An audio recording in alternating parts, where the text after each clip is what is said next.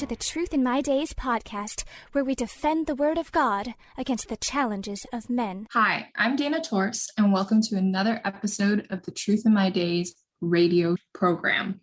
Today, I'm here with John Torst and Jason Chan as they discuss the important topic of creation and evolution. We are continuing from the previous episode. We hope you enjoy. Here is Scientific American, September 1998 issue. It's got the Tolly footprints on the cover. And on the cover it says, "They are precious clues to the past, rare fossil tracks left millions of years ago by humanity's ancestors. So why has science buried them? A last look at Litoli." What does that mean? Well, this was very inconvenient for them.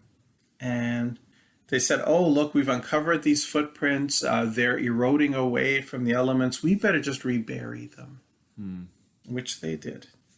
Okay, let's just get rid of the evidence. It reminds me of a saying from a very famous doctor who said, the very powerful and the very stupid have one thing in common. They don't alter their views to fit the facts. They alter the facts to fit their views. And that is what's done here. Okay? Were the footprints eroding? You needed to bury them for safekeeping? Fair enough. But the evidence was there. We already knew what they were. We already had the pictures. We already had the studies. But back in 1998, when this magazine came out and the footprints were buried, I said at the time that they would also bury the facts. Since they were out-of-cover stories now, they would simply stop talking about it. And whenever Litoli footprints came up, they would simply repeat the claim that they were made by Australopithecus, even though that claim is impossible, as we've seen. And sure enough, that's what happened. Some years later, we went to visit the American Museum of Natural History, where they have the Anne and Bernard Spitzer Hall of Human Origins. And among their displays on the history of human evolution, they have a model, big statue-type models of Mr. and Mrs. Australopithecus walking through that field and leaving the Litoli footprints. And their brochure describes this scene. It shows one interpretation of which hominids may have left a famous set of footprints in Litoli, Tanzania. Most scientists think they were of the Australopithecus genus, which also includes Lucy. So isn't that interesting how they word it? It shows one interpretation. The other interpretation, the interpretation that this is impossible, which is what the facts show, they don't mention that. They just tell, well, most think that it was done by Australopithecus, which, as we've seen, is not possible. Sometime later, I came across this article in the New York Times talking about a discovery of some old human footprints, or pre-modern human footprints. In the article, of course, they mentioned the Litoli footprints, which are the oldest, and they just glibly say these were made by Australopithecus. Yeah, so as I said, this is not an honest field of study. Evolution must be true because we must drive out God. We will cook up whatever evidence we can, but when the evidence shows that our theory is impossible, we will simply misrepresent it. Okay? We're just going to stick to our story, and that's the way it goes. Any comments on that, Jason? Yeah, it's very unfortunate. I mean, even in the museums, they make all these models to make it seem like they have all the bones, when in fact, these are just little shards, little fragments. And yeah, it's very unfortunate that they just do away with the evidence when it doesn't agree. I heard from one fellow who was in a museum where they had a diorama of the Litoli footprints with these two Australopithecus walking across field and leaving those footprints. And he asked the tour guide, why do we have this still? Now we know this is not true anymore. And he was told that, well, yes, but it would be very expensive to change it, so we're not going to change it. Okay. There was another museum where it's more honesty there, because there the tour guide was asked why we know this is not true. Why do you have this diorama of Australopithecus making the Litoli footprints? And he actually said, yes, we know it's not correct, but it helps people to believe in evolution. So that's where we are, folks. So if we look again at those putative human ancestors, what do we find? The Neanderthal man is fully human. Java man is supposedly a Homo erectus, which was fully human. The Piltdown man was an outright fraud. Peking man has been rolled into Homo erectus, which is, again, fully man. Nebraska man. Have you heard of Nebraska man? No, I haven't heard that one either. That's very interesting. In 1925 was the Scopes monkey trial. You familiar with that one? Nope. Okay. So it's a subject, actually, of a very famous movie called Inherit the Wind. It was a trial in Dayton, Tennessee. I believe it was the ACLU who wanted to overturn the law that banned teaching of evolution in public schools. Okay. And they wanted a test case, a very, very famous case where they convinced phys ed teacher named John Scopes. Scopes was not actually a biology teacher at all, but I think he had substituted in a class or two for biology teacher. Okay. So they had him teach evolution so that he would be charged and they could have a big test case over it. It became this magnificent show trial. That was just the event of 1925. Much, much bigger than the O.J. Simpson trial from many years later. And in this Scopes monkey trial, that's what it was derisively called, the fellow who was going to defend the biblical view, a man named William Jennings Bryan, well-known fellow, ran for president a couple of times, didn't make it, or at least nominee for president, didn't make it. Well, he wasn't a trained scientist. I'm not sure what his training was in, but he was very enthusiastic. His opponent, Clarence Darrow, was a very cunning lawyer. And among the evidence brought up for the Scopes monkey trial was, of course, Piltdown man. Okay. But just in time for the trial, they found another fossil of a human ancestor. And this human ancestor was named Nebraska man. Okay.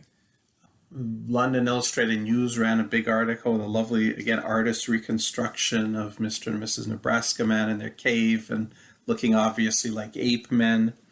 The fossil was one tooth. And out of one tooth, they spun this entire species called Nebraska man, complete with artist reconstruction. Don't know if they bothered to mention it's based on one tooth. Well, soon after the trial, it was admitted that this was a tooth of an extinct type of pig. Oh. Okay, and we're supposed to say, how stupid they were to make this mistake. I question whether it was a mistake. They needed enough evidence to win the trial. So here's another example of a completely fraudulent fossil, right. Nebraska man.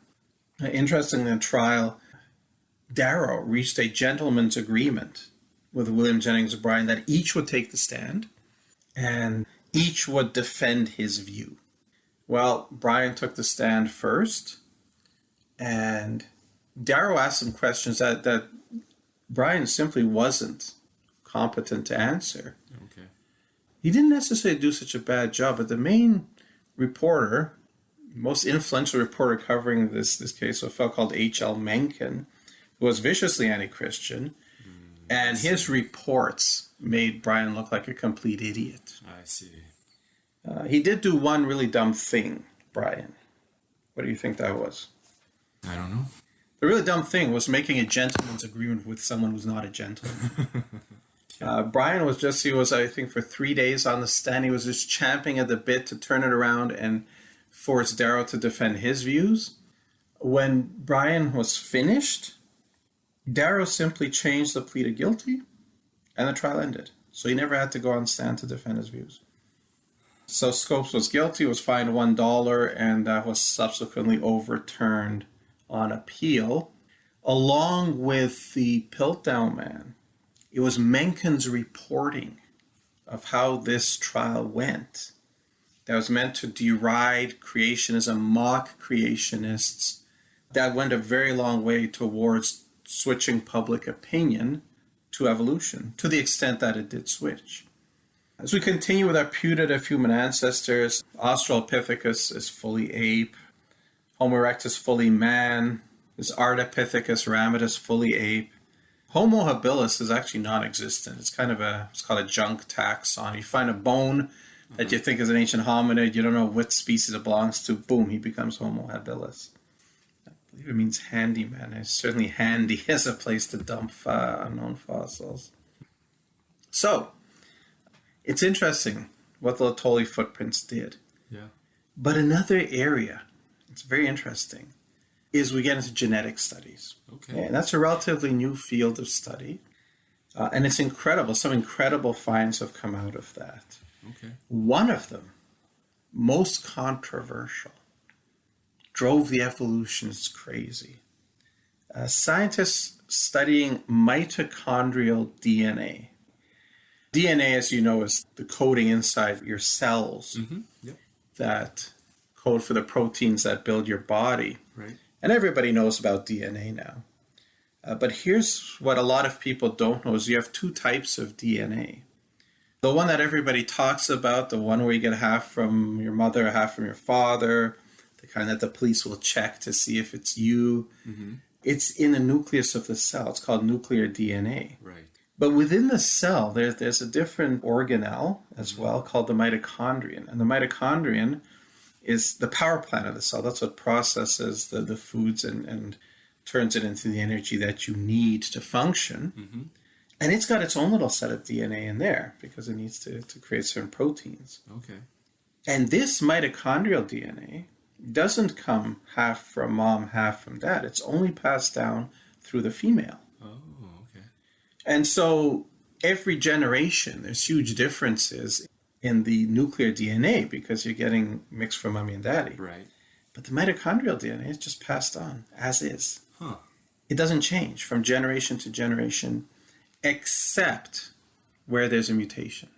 And here's the thing. If in one particular individual there's a mutation in the mitochondrial DNA, then that mutation will be passed on to all of the descendants from that woman. Right. And then another woman might have a different mutation, and that's passed on.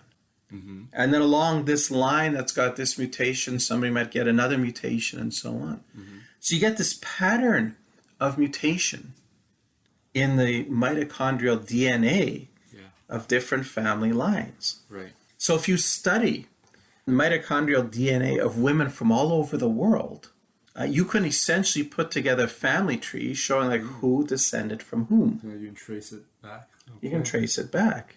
And if you know how quickly mitochondrial DNA mutates, what's its average mutation rate, you can start putting timestamps on these events.